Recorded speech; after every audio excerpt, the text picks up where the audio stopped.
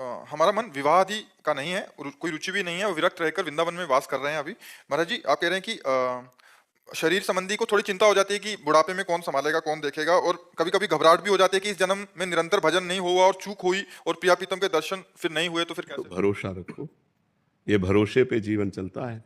अगर हम भगवान के भरोसे हैं तो हम अपनी तुम्हें बताएं, आज के बहुत वो 16-17 वर्ष पहले की बात, हालत ऐसी खराब कि शरीर उठने लायक नहीं, स्वयं पानी लेके पीना है, स्वयं रोटी मांग के खाना है, दवा के लिए पैसे नहीं, एक आदमी हमारे पास नहीं।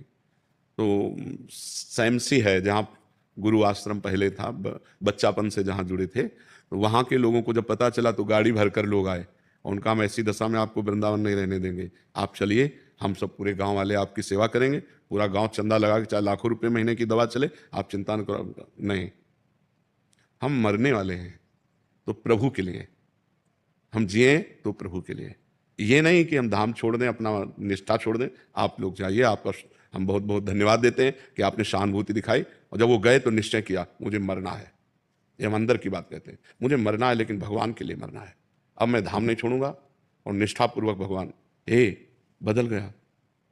देख लो आप, ये वो व्यक्ति है जिसको मांगने से रोटी भरपेट नहीं मिली, आज 500 आदमियों का बाल भोग बनता है, 500 आदमियों का राजभोग बनता है, 500 आदमियों का शयन भोग बनता है। हमें अपने मालिक पर विश्वास रखना चाहिए कि उसका वैभव कितना बड़ा है। उसका देखो, आज एक बच्चा हमें पानी पिलाता है तो दूसरा बच्चा हमारा मुंह पोंछता है, सैकड़ों बच्चे, ये सब नौकरी पेशा वाले, सब सरकारी नौकरियां छोड़कर हमारी सेवा में हैं, और एक दूसरे से होड़ लगी रहती है कि यार तुम सेवा तो कल की ज्यादा की थी, आज मैं करूंगा। आप विचार, अपना बाप का पैदा किया हुआ बेटा भी सेवा करना नहीं चाहता अपने बाप की, और ये अन्य बाप से पैदा हुए और ये सेवा करें, हमारे लिए जीवन हमको दे दिए। कौन है? भगवान का सारा खेल। तो हमें पहली बात तो ये नहीं सोचना चाहिए कि बुढ़ापे में मेरी सेवा कौन करेगा। जिसके लिए हमने जवानी दी तो वही बुढ़ापे में आएगा।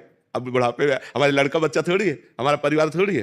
तो हमको ये संशय तो नहीं करना चाहिए कि हमारा बुढ़ापे में कौन सेवा करेगा। जो भगवान है, सच्चिदानंद है, वो जिसकी शरण में वही देखेगा। और परिवार, संसार, अच्छा मान लो हमारा ब्याह हो गया, पति मर गया, तो फिर हम ऐसे रह गए।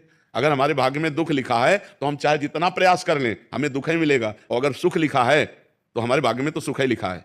क्यों? क्योंकि भगवान है, हम भगवान की शरण में हैं। विचार करो, जिस गरीब बाबा जी को रोटी मांगने से नहीं मिलती थी, आज रोज या तेरे दिन डायलिसिस होता है। भरोसो दृढ़ इन चरणन केरो, भरोसो दृढ़ इन चरणन। जब प्रभु के चरणों का हम भरोसा कर लेते हैं तो फिर ये प्रश्न नहीं होना चाहिए कि मेरी वृद्धावस्था में कौन सेवा करेगा। नहीं, ये नहीं सोचना चाहिए। हमने जीवन भगवान को दिया है, अगर वो तड़प तड़प करके मरने का अवसर आएगा तो हम तड़प तड़प कर उन्हीं को पुकारेंगे, राधा राधा, और मर जाएंगे हम उनके लिए। तो उनके लिए जब